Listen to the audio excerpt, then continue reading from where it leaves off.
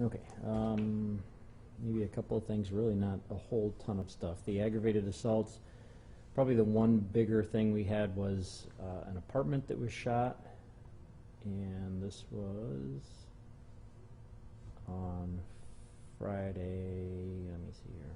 I think it was found on Friday. This was in the 300 block of South Lewis Avenue. Earlier, looks like the night before, there was some people that heard some gunshots in the area. No damage was found. Creakiest door ever. And then on Friday, we had the owners found there was some damage.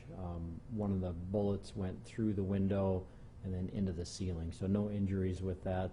The officers found 3 casings outside, but no arrests, no witnesses, so we're still working on that. The other aggravated assaults were a couple of people were threatened with a knife, I guess 2 different calls, and then the last one was a domestic, a strangulation case. Burglaries, nothing big from those. A couple of apartments, a couple of motel rooms, garage that was entered, but nothing high dollar taken. Disorderlies are basically just reports. Some involve juveniles, some other minor crimes, but nothing serious. The embezzlement was a car. The family offenses are all protection order violations. Frauds, nothing big out of those. Nothing big from the larcenies. Narcotics, no big quantities. The robberies, we had 2 of those. One, both of them happened Friday, but I'll get the first one. That was reported about 6 p.m. on Friday evening, and that one happened in the 1600 block of East 10th Street. We had a guy that had parked his car, left it running. He had a key fob with him, and so he wasn't necessarily concerned about that. He left the car, went inside a store, and while he was inside, he saw a guy walk up to his car and then get in the driver's seat.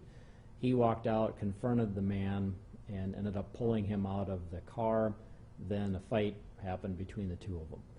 The victim in this case ended up getting a cut to his face, nothing terribly serious where he needed immediate medical attention. But after the fight ended, the suspect walked away. The victim got in his car and essentially just started following the suspect. Just about a block or 2 away, the suspect got into a vehicle. It was around that time they must have noticed the victim was following him. The suspect used a gun and fired at the victim's car. The victim left after that, ended up finding out that one of the side mirrors had been shot. No injuries from the shooting. So he was able to use his cell phone and get a couple of pictures, so we've got some information to follow up on. But at this point, he had no idea who the suspect was, and no arrests have been made. What was the age of the victim? The victim is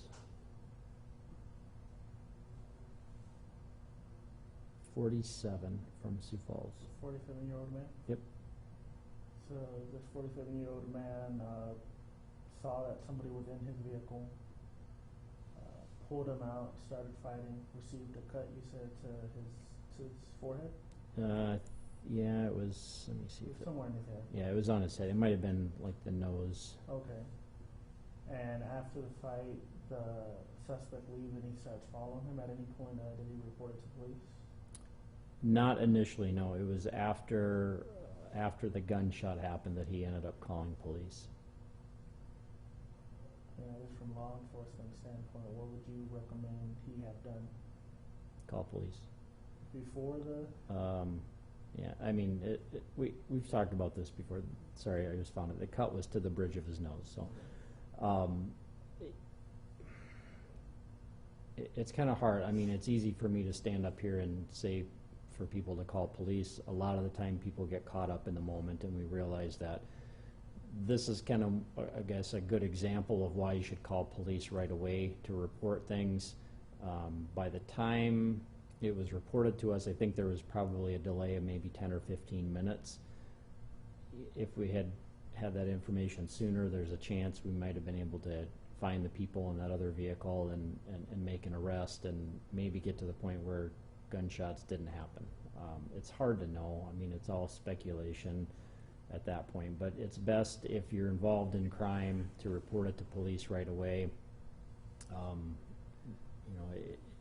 This guy, I'd say following a person isn't necessarily a bad thing, as long as you're doing it safely, as long as you're keeping a safe distance. This is the danger with trying to follow people, is you don't know what those people are capable of doing or what they may do. And it's just too quick for somebody to pull out a gun and fire it. And we've talked about this, we've seen this a lot. People are more willing to use guns than what we've seen in years past. And so being a good witness is the best thing to do. Calling police, notifying them as soon as possible, that's what we would encourage people to do. The other robbery, I don't have a whole lot of details on that one. A guy said he was threatened with a gun and then they took his car. He had no idea who they were. The car actually belonged to a friend, so we got to get more details on that one, but no arrests have been made. There was no injuries at all. And let's see, the sex offense, that was a report. Nothing big from the simple assaults, nothing suspicious with the unattended deaths. Vandalisms are basically cars and windows to houses or businesses that were damaged, but nothing concentrated in one area.